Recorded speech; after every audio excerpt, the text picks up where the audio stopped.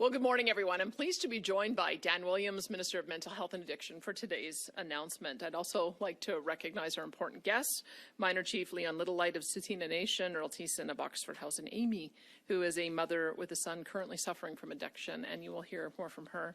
I'm grateful to each of you for being here today. As everyone here today knows all too well, Canada has been in an addiction crisis for several years. No community has escaped the impact. In our downtown cores, there are visible effects on every street, with individuals who have lost the ability to make healthy decisions, actively putting their lives at risk and causing fear and harm in the broader community. And more, Alberta's rural communities are seeing the effects of addiction. We must do all we can to help Albertans who struggle with addiction, and we are. Thankfully, Alberta has made some significant progress with the development of our recovery model. We've opened 3 of 11 recovery communities and are looking forward to opening 2 more this year. 5 of our recovery communities are being built in partnership with Indigenous communities. Within provincial jails, we have established therapeutic living units modeled after recovery communities to give inmates an opportunity to turn their lives around while they're serving their sentences. Distribution of evidence-based addiction treatment medication, Suboxone and Sublocade, is at an all-time high through the virtual opioid dependency program. And of course, we have ensured that no family is forced to pay out of pocket for addiction treatment services. The result of all of our work is a positive trend, with opioid-related fatalities in the first 10 months of 2024 down 39% from the same period in 2023, and that is remarkable progress. For comparison, British Columbia's most recent data shows a decline of just 13%. Despite this positive trend, too many of our friends and loved ones are still at risk of serious harm from their addiction or substance use. And we continue to see too much collateral damage in society from drug-fueled violence and crime across Canada. This is the challenge facing our country and our communities because of policies that tolerate and even facilitate addiction. I'm again committing that Alberta will not go down that path. There is no compassion in leaving people to suffer in the throes of addiction. We will not sacrifice our communities or give up on those suffering from addiction. Aside from the heart-rending toll on families, our failed past policies now have us facing an economic threat from our largest trading partner.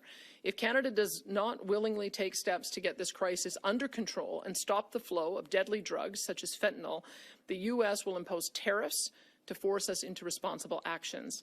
Bringing people out of addiction would reduce demand and help ease these tensions, and it's the compassionate step to take.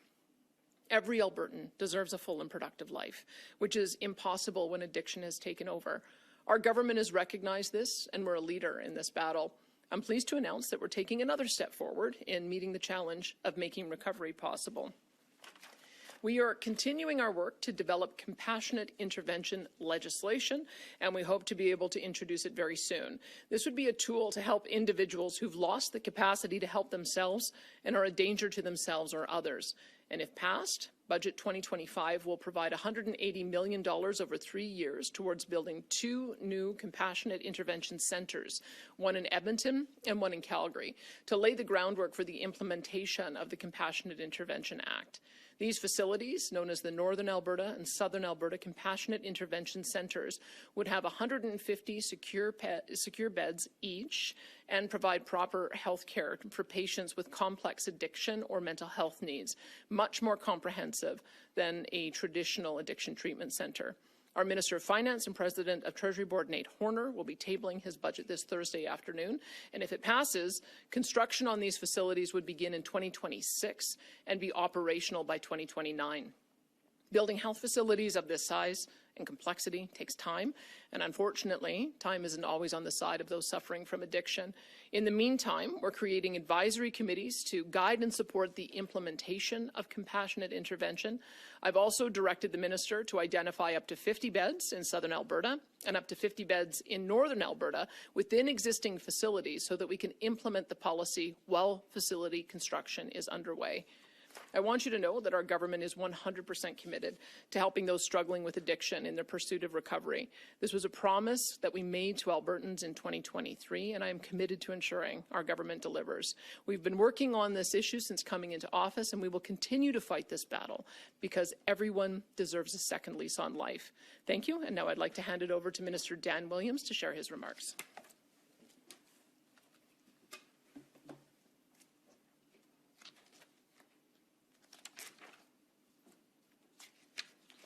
Well, good morning, everyone, and thank you for taking the time to be here today. And Premier, thank you for those comments to open us up. And of course, thank you to all of our supporters and validators that have come out today who know what addiction is on the streets, in their communities, and in their families. It is very important that we hear directly from Albertans that are affected by this, which we'll be doing right away. And it's an honor to be here with the Premier for the announcement. There are just a few of the people behind me that have come in support of compassionate intervention. And the truth is, we know that so many different communities are in need of these facilities that we're announcing today. I hear regularly from parents and family members reaching out to my office, pleading for a way for them to help their loved ones get into recovery. We know that recovery is not only possible in Alberta, that it's more likely than not when we provide that path, that critical path towards health care and not harm with our addiction services. These Albertans recognize that for those in the firmest grips of addiction, they have become a danger to themselves or others, and that they no longer have the capacity to make health care and healthy decisions for their own lives. As the Premier laid out, our government has done significant work to build a recovery model, now leading the decrease in opioid fatalities across the country with year-over-year of 39% decrease, a 300% higher decrease than any other jurisdiction in Canada. But this is not enough for those who are not able or willing to voluntarily find their way into treatment. We had one individual last year who overdosed 186 times, as was reported by the provincial healthcare numbers. We believe it's likely more often than that, because not every single overdose is reported and tracked for an individual. The last thing that I want to see, or anybody wants to see, is that be one of our family members or friends, and it be 187th time that takes that individual's life. We will not sit back while we watch this happen to Albertans, to our loved ones in our communities, and to loved ones in our family who are suffering from this deadly disease of addiction. Our government has made a commitment to bring forward compassionate intervention, and that legislation is coming soon. It would create a process and a path for a family member, guardian, for healthcare professionals, and for law enforcement or peace officers to intervene and request treatment for somebody who's in addiction or because of their substance use has become a danger to themselves or others. With the highest civil standards, we will move forward with legislation that allows society to care for and intervene for those who are most affected by this deadly disease. And today's announcement is laying out the foundation and the infrastructure to introduce what we need to do so that critical path can happen in Alberta. If Budget 2025 is passed, Alberta's government will put $180 million towards two new facilities known as the Northern and Southern Alberta Compassionate Intervention Centres. Constructions in these facilities will begin in 2026 and will be operational in 2029. And the Premier outlaid that we are not going to wait for that completion before we let the legislation, if passed, be able to provide care and help for those suffering from addiction. And we will see up to 50 beds in northern southern Alberta that can be operational before then. Each of these two new facilities, 150 beds, will provide medically supported detox, counseling, therapy, and massively increase Alberta's capacity for secure mental health and addiction care to the tune of 300 new beds a year, which means potentially thousands of episodes of treatment a year. We know that we have an urgent crisis of public addiction on our streets and our communities, and we will be continuing to build addiction treatment capacity with recovery centres and partnering with third parties like Fresh Start here today to make sure we meet the need of Albertans when it comes to providing the opportunity at recovery for every single one suffering from addiction. When it comes to compassionate intervention itself, Alberta's government is looking for options to speed up implementation, but temporarily using existing infrastructure for the delivery of this care. For many families, compassionate intervention is their last hope at recovery and the last hope at life for their loved ones. Alberta and all of Canada has unfortunately seen too much destruction and too many lives lost to simply continue without compassionate intervention. Take a walk around Edmonton, Calgary, or your rural Alberta community increasingly to see public addiction on our streets. Talk to parents, and you will hear story after story of wondering what they can do with their child who is entering into or is already in the throes of addiction. What society has done for too long is simply not working. Enter the Alberta Recovery Model and this compassionate intervention facilities that we're announcing today. No more facilitation of failed policies coming out of the West Coast and activists who think that we shouldn't be trying to help people with healthcare and heal them, but instead continue and facilitate the harm. Those policies have failed. Alberta is taking a stand. We care for those suffering from addiction. We care for their dignity as Albertans. We care for them as family members. We care for the sense of public safety that is being eroded as well under the policies we see under the Vancouver model. It's time for a different path that restores hope and humanity and dignity to families and individuals. One model that puts a stop to the chaos in our downtown cores seen on full display in East Hastings and increasingly across our communities. Albertans deserve much better than abandoning them to addiction. For my part as Minister of Mental Health and Addiction, I will continue to labor and move forward for compassionate intervention in every possible sense of that word, including the legislation that we plan to bring forward soon. And thank you for taking your time, and I want to thank Amy Schiffner for a comment she's going to make about a personal story that she's had. Amy? Oh, pardon me.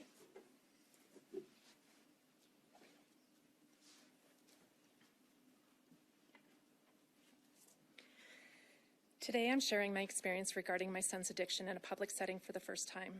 While this topic is deeply challenging, I believe that bringing awareness to this issue is critical. For the past 7 years, my family and I have been trying to support my son through his battles with mental health and addiction, which began when he was only 14. When we first recognized his struggles, we took immediate steps, seeking every possible avenue of help. We turned to medical professionals for guidance, attended weekly counseling, support groups, and programs to help with emotional regulation and addiction. Unfortunately, despite these efforts, things took a turn for the worse. We faced incidents of self-harm, suicide attempts, numerous emergency calls, including an overdose that was particularly harrowing to witness, a memory that haunts me every single day. My heart shattered as my son stepped away from the sanctuary of our harm, choosing the grip of drugs over the stability of our home, family, school, and a future. Each night, the silence of his absence pressing down on us as we lay awake, overwhelmed by worry and fear of where he might be and whether he was safe. I found myself making the unbearable call that no parent ever wishes to make. I reported my son missing. The days turned into desperate searches of downtown Calgary, combed through homeless shelters, and chasing down any lead. For agonizing weeks, our lives were engulfed in a suffocating uncertainty, the dread of not knowing if he was even alive. When EMS responded to a young male overdosing on a train is when I finally found him. I picked him up from the hospital and jumped into action again, desperately seeking programs, both familiar and unexplored, grabbing at anything to help him. And yet we found ourselves trapped in a relentless cycle of setback, each more devastating than the last.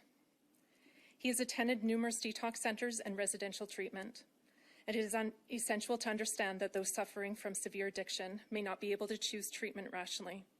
The notion of choice is almost non-existing, as everything important pales in comparison to the pursuit of the next high. What they truly need is compassion and a safe environment to stay in until they are sober and ready to re-engage with their lives. Long-term treatment is necessary for individuals to have the time to regain their cognitive abilities, relearning life essential skills, and distance themselves from the harmful influence that fuel their addiction. As a mother, I should have the ability to ask for my son to receive secure addiction treatment, as one would for a loved one facing psychiatric challenges. An individual in active addiction typically do not believe they need help.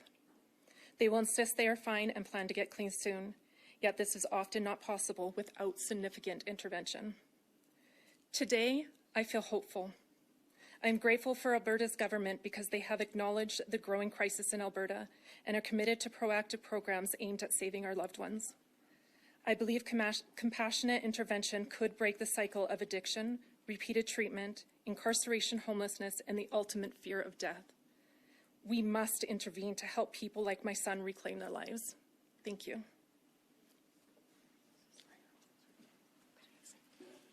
Thank you very much, Amy. I'll now invite up Earl Thiessen, to deliver his comments. Thank you. Thank you, Amy. Thank you, Minister, and thank you, Premier. Hello, everyone. My name is Earl Thiessen. I am the Executive Director of the Oxford House Foundation of Canada and an alumnus of our program. That being said, I am also an Indigenous man in recovery, formerly homeless for 7 years, and in recovery from pharmaceuticals, alcohol, and cocaine for over 17 years. A survivor of every type of abuse you can imagine. I need everyone to understand that this is life or death. This really is not about anything other than the need to be compassionate about people in the state I was in. It's about those who no longer have the capacity to make safe, conscious decisions for their own well-being and safety. Take a walk around downtown Edmonton or Calgary. Come down by where my main office is by Chinook Station. My heart sinks in my stomach, seeing people in a state where they no longer have the capacity to function. Seeing young ladies unconscious on the sidewalk, vulnerable and unsafe. Is this now a society that's stepping over these poor souls, shaking our heads and being totally baffled as to how they got there? I would like to think not. I have dedicated the last 15 years of my life to finding solutions and advocating for healing. I've created vital housing models to support people seeking recovery, but where does it start? Are many so far lost in their addiction and trauma that the ability to make a life-saving decision of their own free will is no longer possible? The answer is yes. Yes, there are hundreds of people in the state who are a danger to themselves and others. What is the solution? This is the question we ask time and time again. Is it a compassionate approach to step over people on the street and allow them to die in front of us? Turn our heads and ignore the obvious because it's their right? No, it's not. And for those that say it is, you have never been on the other side of the phone, listening to a mother or father crying, begging for help for their children, asking why nothing can be done to help their child, who is wandering around aimlessly in constant danger of death, unable to make that decision for themselves. I have been on the other end of these calls more times than I care to remember. It's devastating. It's time for us as a society to take the direction of compassion and caring and have proper, secure, safe facilities to stabilize and provide the opportunity to heal.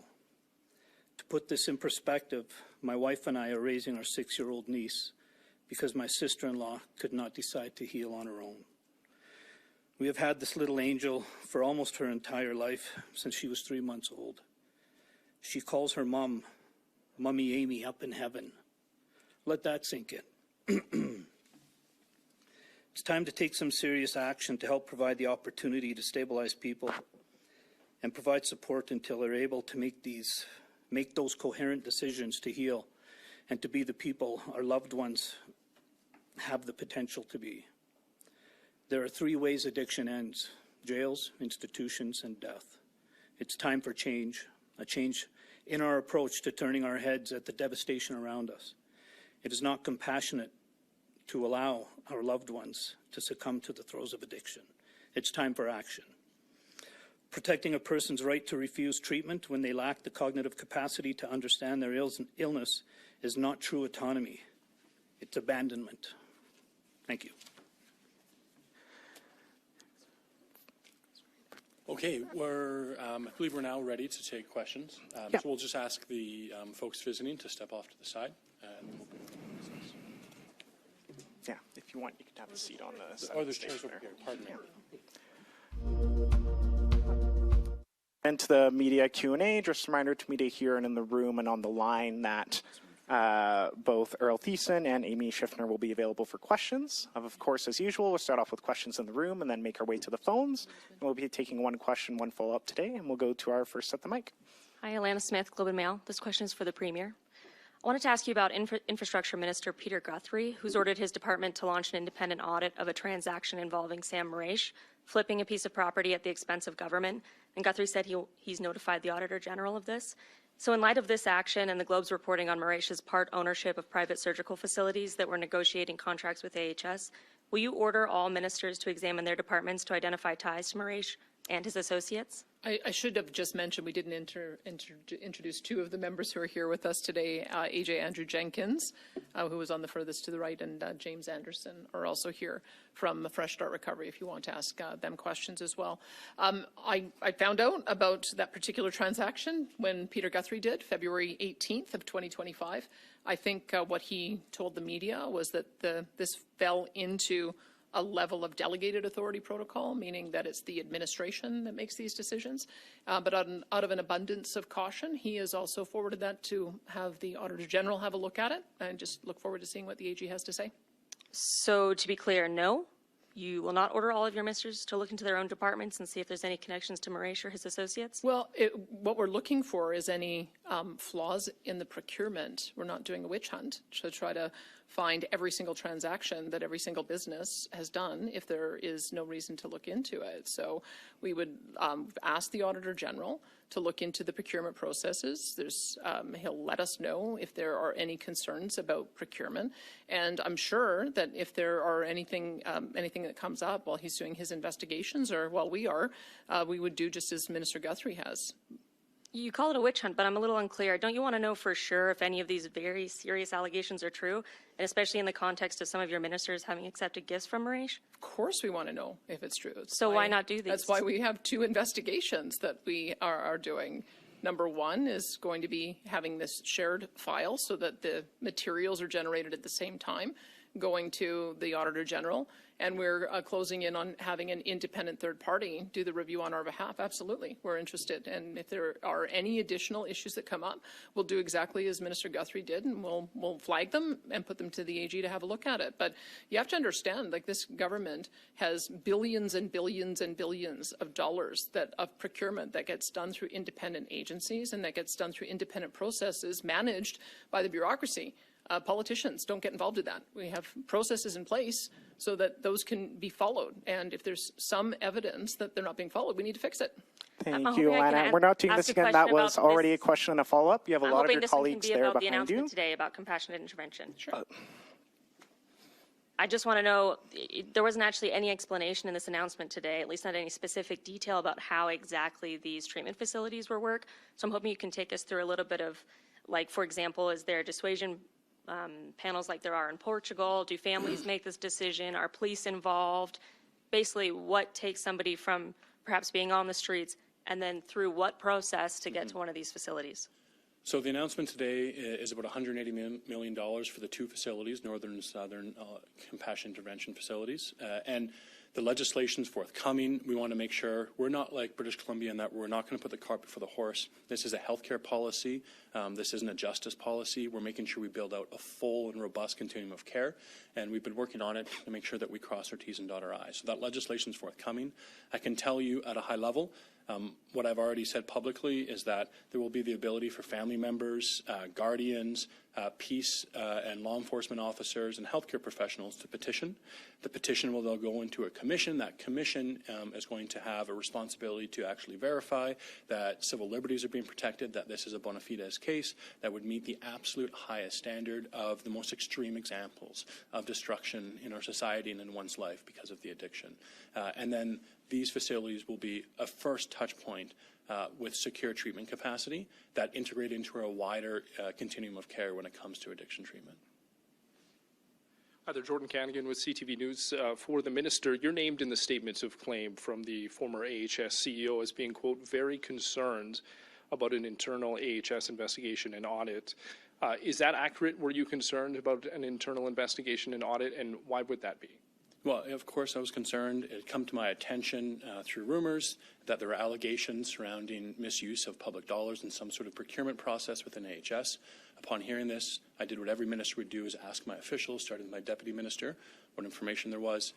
He continued to have a conversation with the former CEO of AHS, and the report back I received is that there was no substantive evidence relating my ministry, our actions in my ministry, or Recovery Alberta, to any of that. And if there were any concerns that they are being handled within health, I then proceeded to speak to the Minister of Health and reiterate my initial concerns around the allegations I'd heard and the information I received as it was appropriately within her file. Happily, the Minister of Health and the Premier have been abundantly clear that there will be transparency, there will be independent investigation, there is an internal audit, along with what's being done with the Office of the Governor General with full transparency. Also, with the Auditor General with full transparency, and I will collaborate with that in any way that I'm asked of, as will my department. Beyond that, I understand that these are legal actions currently underway, and I don't know if I can have more substantive comment there, but I feel like any way that I can contribute to making sure we have transparency. Where I was concerned with any abuse of funds, I want to make sure that the proper procedures are taking place.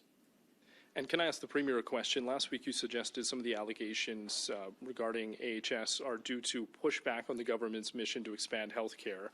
But pricing from AHS sent to members of your government last year shows some medical contracts are almost twice as much as what it costs in hospital. Why would the government want to pursue contracts that are more expensive than in hospital? Well, I'll quote the story on the AHS costing. It says it excludes expenses such as diagnostic imaging and implant devices, which is kind of like costing a car without including the engine. So to talk about whether AHS's numbers have credibility, I'll just put them out for you. If they don't include all of the cost of implant devices, facility fees, imaging, then you're not comparing apples to apples. That's why I mentioned the CIHI stats. The Canadian Institute of Health Information is the most credible source of data. It's funded by federal and provincial governments, and we all give proactively information to them so that they can do an apples-to-apples comparison between provinces. Their interpretation and estimates were in 2020 and 2021, so going back several years now, the average cost in an Alberta hospital was just over $9,600 for a knee replacement. Average cost for a hip surgery was $10,500. Now, there may be some good reason why AHS is the most costly provider, because there are surgeries that take place that are much more complex and they need to have overnight stays. But that's the whole reason that we have charter surgical facilities, is so that we can do a large volume of low-risk procedures out of the hospital environment in order to be able to clear the backlog. So when AHS claims that they have a lower cost structure and they only include half the costs, I'm sorry, there's no credibility to that. And I think it goes to why we need to have more transparency, because we can't be making up numbers with Alberta Health Services in order to make it look like charter surgical facilities are more costly. And that's what it looks like to me. Thank you. Hello, Edward from City News. Premier, you mentioned transparency. You mentioned as well the 2 investigations as well too. A lot of Albertans still have a lot of questions about this.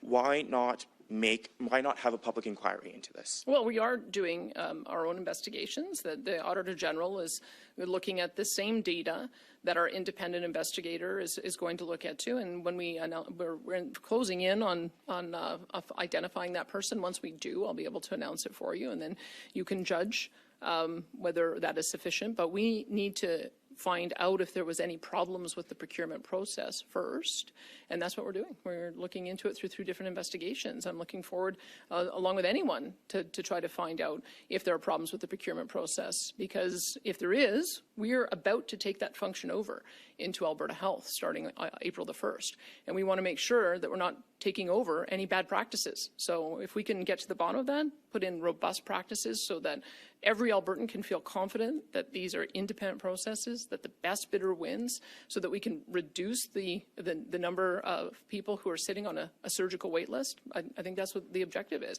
But I can tell you what we won't do. We're not going to close down publicly funded facilities that are delivering urgent surgeries to Albertans and clearing backlogs because of ideology. We are going to continue to operate these facilities. They're the only facilities that are increasing the number of surgeries. We've gone from 40,000 surgeries being performed at charter surgical centres to 62,500 performed at charter surgical centres. I think AHS has a lot to answer for. We had a budget for health of $20.6 billion in 2019. It moved to $26.2 billion last year, a $6 billion increase, most of which going to Alberta Health Services, and somehow they haven't managed to increase the number of surgeries that they perform in 6 years. So that's the question we're asking, is why are we seeing a multi-billion-dollar increase in a health budget and not yielding any additional surgeries for Albertans? I think that also warrants additional investigation, and we're going to get to the bottom of that too. And a question on another topic. Thousands more education support workers are on strike now. That's on top of the existing striking workers in Edmonton and Fort McMurray. The union that represents these workers say they are making an average of $34,500. Is that a livable salary in your view? And what is your reaction to these growing strikes? So I should say that 60 out of 67 collective agreements for education support workers across the province have already been settled for the period covering 2020 to 2024. So there are 7 that are outstanding, and the Canadian Union of Public Employees National allowed CUPE locals, 60 out of the 67, to accept a 2.5% to 3% wage increase for the contracts that run from 2020 to 2024 for thousands of its other union members doing the exact same work as the 7 locals that are currently on strike. I think the numbers I just gave to you, 2.5% to 3% in 2024, gives you some idea of a pathway to perhaps a settlement. We're looking forward in the future of what 25, 26, and 27 might look like. But I would say that expecting that you're going to have a settlement far, far, far outside of what has already been determined by 60 out of 67 collective agreements is part of one of the issues that we're seeing. And I hope that CUPE will get back to the table rather than blocking the actions of locals. We know that in Medicine Hat, after an agreement was signed, before a vote could take place, CUPE deregistered the local. In Sturgeon County, the Alberta Labour Relations Board had to put in a injunction after CUPE picketers were blocking buses. And also, we know that Edmonton Public brought in nurses so that they could deliver insulin and other medication to students who need them, and CUPE pressured the nursing agency until they withdrew their services. So we're not very impressed with the tactics of CUPE. We'd ask them to get back to the table. I think that there is the ability to get to an agreement, and I hope that they do, because we value the work of our education support workers. We've got great gratitude towards them, and we just know that we have to be working a little bit harder to get to a fair deal. Jason Markusoff, CBC News.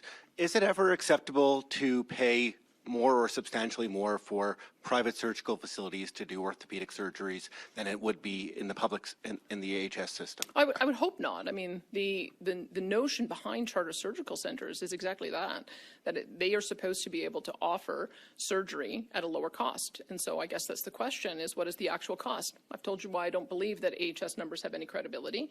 I'm using the numbers that do have credibility from the Canadian Institute for Health Information, and I can tell you that if you look at a $10,500 average cost at AHS, ASG's original contract was $83.03. Enoch, the one that is in the middle of negotiations, $63.60. ASG counteroffer $74.53. ClearPoint $36.22, and the preliminary numbers for Red Deer and Lethbridge $69.50. So it looks to me on hips, and I can go through on knees as well. It looks to me like mission accomplished that the charter surgical centers are offering surgeries at a lower cost than AHS facilities. Isn't that AHS figure the isn't the figure in CIHI the universal figure for those? That's, it is or did you, can you maybe share your briefing that explains this all? Because we've seen briefings that show very contrary to, information to what you're trying to present to the public. Yeah, if you don't include overhead, and you don't include diagnostics, and you don't include clinical services, and you don't include the implants, then quite frankly, you're not costing in an honest way.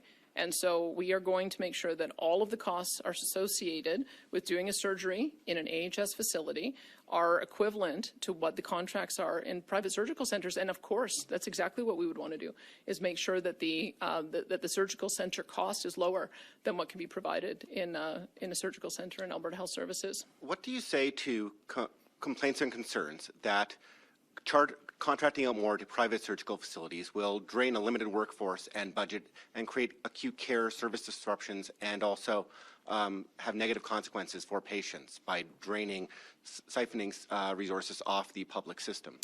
Well, I would say that the public system is well resourced. And the question I'm asking is, even if those numbers were true, even if it was $4,000 to do a hip in a public hospital, Why is it that they haven't managed to do any additional hip surgeries in the past 6 years, despite us giving them billions and billions and billions of dollars more? If the cost is $1 and they're not giving surgical time to an orthopedic surgeon so that they can do more surgeries, it doesn't matter what the cost is. We actually need to understand why it is that despite giving billions of additional dollars to this publicly funded healthcare system, most of it going to AHS, they are essentially doing the same number of surgeries today as they were in 2019. So we got to get to the bottom of that. And absolutely, we want to be clear about what the costs associated with each surgery are. And we want to start funding the facilities on the basis of the surgeries they actually perform. And then we'll be able to make sure that there's transparency in these dollars and that the public is getting the services that they need. Awesome. And we have time for a few more questions. We'll take one more from the room and then go to the phones. Sean Polzer, Western Standard. Switching gears. The oil tariffs Trump's oil tariffs are coming up, I believe it is next week, and then you're headed off to Houston the week after. What is the status of the implementation of these, the impacts, and what's your message going to be to the big oil, the rock show of big oil in Texas? Well, let me just congratulate Team Canada. I saw a great meme suggesting the Gulf of America is going to be renamed the Gulf of McDavid, which I support. And maybe that with a little bit of levity, maybe that will allow for us to have a breakthrough because, of course, we are a strong, independent nation who can play hockey better than anyone else in the world. And so if we can do that, we can do a whole lot of things better. I have always, and in my messages to American legislators and also members of the administration, said we should really talk about the things where we have common ground. And one of the things that I'm encouraged by is that the fentanyl czar seems to be positively received by the U.S. government, that the designation of cartels as terrorist organizations also positively received. The additional $200 million that is going to be dedicated to putting up Black Hawk helicopters and helping provinces to shore up our law enforcement so that we can shut down super labs and make sure that we're apprehending product before it goes across the border. I believe that on the weekend, Prime Minister Trudeau shared some of the successes that we've already had in that regard. And so we have to remember there's two sets of tariffs coming through. There's a 25% tariff that is related to us matching the U.S. resolve about stamping out fentanyl in our communities. And as you've seen, we take a two-pronged approach. We're dealing with the law enforcement of the criminals who are selling this and getting people addicted and killing them, and we're taking a compassionate approach to those who are addicted so that we can get them off drugs. We have to deal with both the supply and the demand. And we think that that combination of factors, as well as all the efforts that my colleagues across the province, across the country are doing, I'm hopeful it will allow us to avoid the 25% tariffs. That being said, we also heard the president talk about reciprocal tariffs, meaning his intention to charge us tariffs equivalent to what we charge on American goods. I don't know what that means yet. There's a few issues that have been raised as points of irritation, but I would say that everybody is very keen. If we're going to get into a list of grievances, let's get into the full discussion about a renegotiated CUSMA agreement. And let's get a federal government at the table who has a 4-year mandate. So I've been pressing for some time that we need an election. We're closing in on the Liberal leadership race being closed on March the 9th. I would hope that we would have a federal election very soon after that, so no matter who wins can be at the table saying they've got a 4-year mandate. But I'm encouraged by what I'm seeing. At least we didn't get any more mean tweets that came out of that conversation between the two leaders after the weekend. Okay. Speaking of mean tweets, this billboard on Highway 2 north by Bowden. Mm-hmm. I was speaking with Peter Downing on the weekend, one of the folks behind it, and he suggested that they deliberately picked the picture of you at Mar-a-Lago with President Trump to isolate your position between support for the U.S. and maybe some of the differences of opinion with Team Canada on the Council of the Confederation. I was just wondering if you had received any reaction from it and what your personal reaction is to not only the billboards themselves, but this kind of concept of Alberta becoming a 51st or 50th and a half state? I see no enthusiasm for that notion. What I have seen is the opposite. I have seen so many Canadians and Albertans in particular reaching out and saying, we got to put Canada first. We've got to tear down interprovincial trade barriers. We've got to find new markets. We've got to support each other in building new pipeline infrastructure. I've seen a sea change in attitudes across the entire country. I'm very, very encouraged by that. So I don't think there's a lot of enthusiasm for what the billboard says or what the president has been talking about, and that's why I say let's continue to be the U.S.'s best trading partner.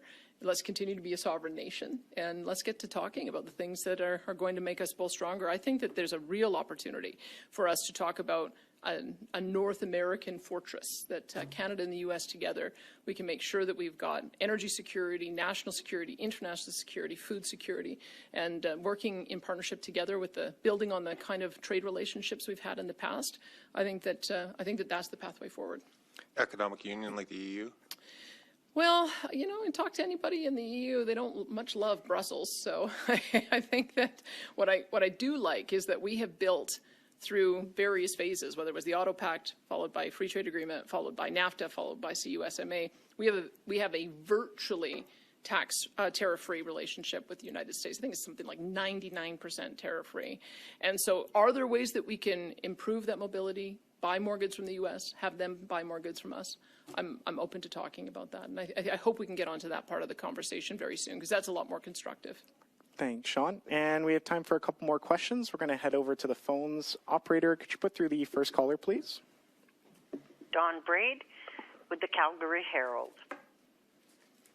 I have a question for the Premier first, and then for the Minister.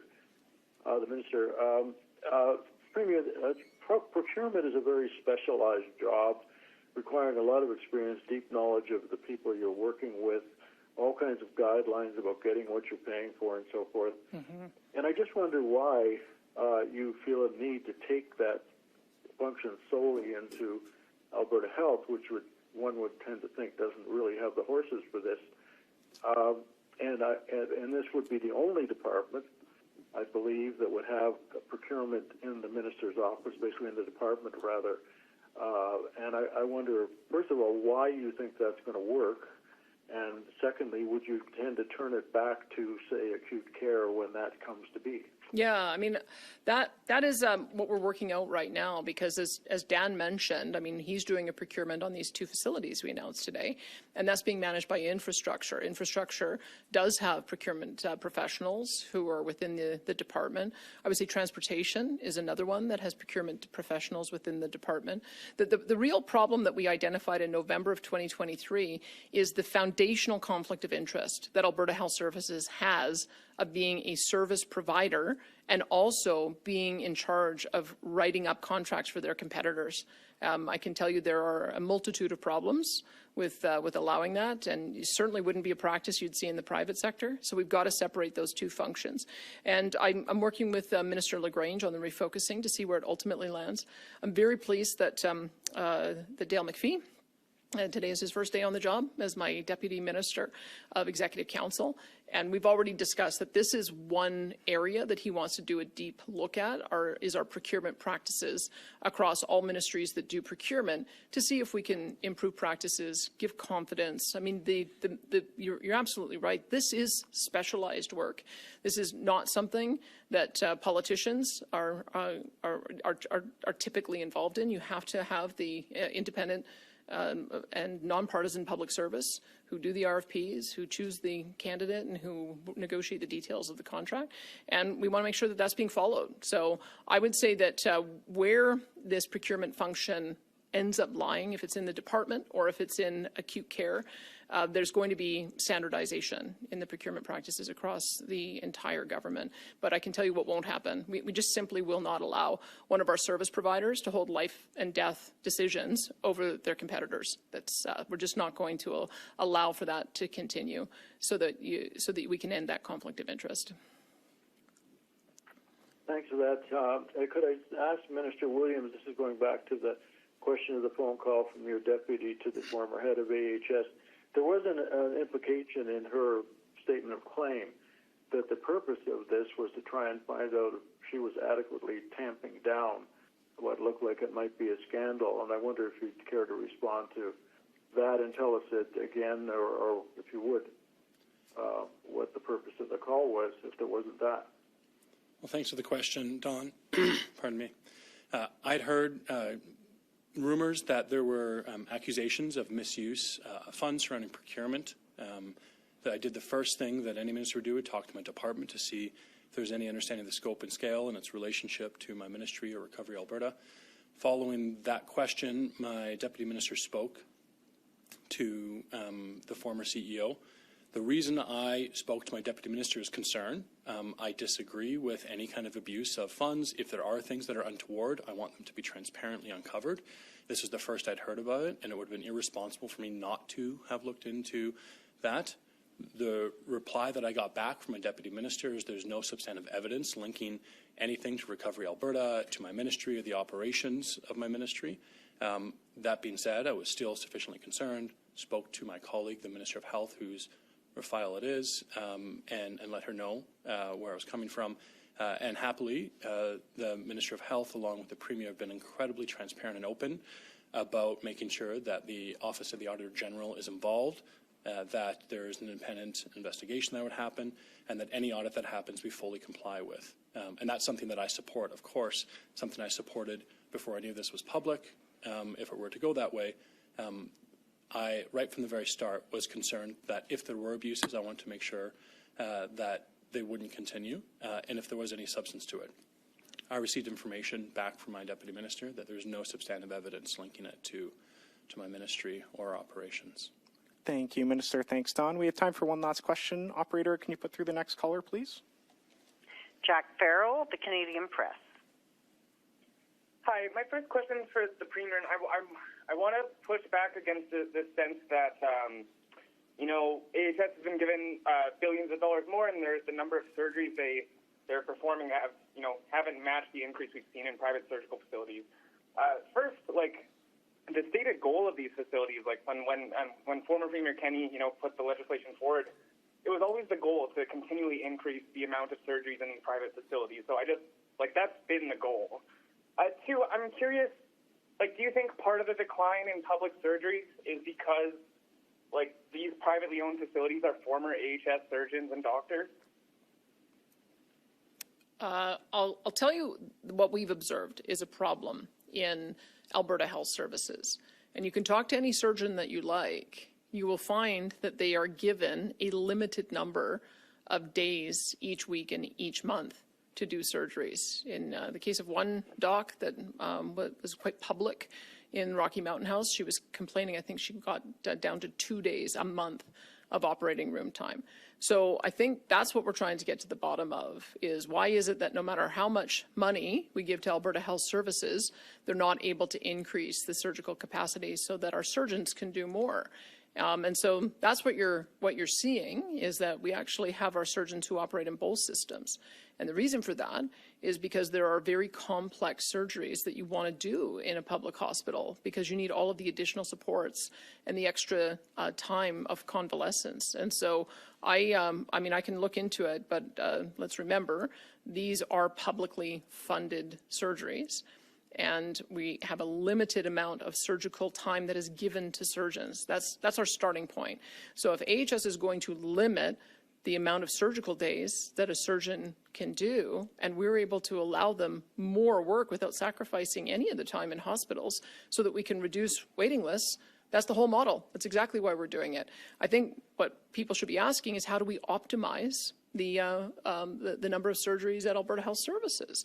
I've been asking that for 2 years, because I've been wandering around the province, visiting different facilities, and finding out that we build brand new hospitals like we did in Grand Prairie and High Prairie, and then they don't open up the operating rooms. Or you go to Rocky Mountain House, and we build a brand new top-of-the-line surgical center, and they're doing fewer surgeries because instead of operating 2, they closed down the first one. So these are the things that I'm observing in Alberta Health Services. It doesn't seem to matter how much additional billions we give them, whether we're increasing the operating room capacity, whether we're building brand new hospitals.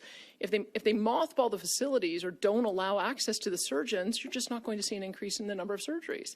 Whereas because we fund our charter surgical centers on the basis of the activity they do, they don't get paid unless they perform the surgery. That's why it should be no surprise that we've seen a 50% increase in the number of surgeries done at charter surgical facilities, and why we're going to keep on using them. Because if that's the pathway for us to be able to give people a faster knee replacement or a faster hip replacement or a faster cataract surgery, then that works. That's the kind of system we want to have. Now we're going to be able to turn our full attention, now that Alberta Health Services is simply a service provider. Their job is to operate hospitals, their job is to accept emergency patients, and their job is to do surgeries. And so we are hoping that with this new focus, that they will do a much, much better job at being able to improve performance with the dollars that we give them. That's going to be the next phase that we go through over the next year or so. And a follow-up on the topic at hand here. These two compassionate care centers, are they going to be privately or publicly run? Thank you. The plan right now is to have Recovery Alberta run the two northern and southern Alberta compassion intervention centers. And we still need to work through the logistics of how that works, and we have a lot of the logistics surrounding the procedure, the policies, et cetera, how we work with partners like Fresh Start Recovery and hundreds upon hundreds of other not-for-profits, and of course municipalities across the entire spectrum. And most importantly, we want to work very closely with our Indigenous partners. So before we put the cart before the horse, I'm very proud of the fact that we have made a partnership, not an imposition, but a proposition with our Indigenous partners to make sure that we're leading together when it comes to recovery. That's going to continue as well. Thank you, and that's all the time we have for questions today. Thank you, everyone, for joining us.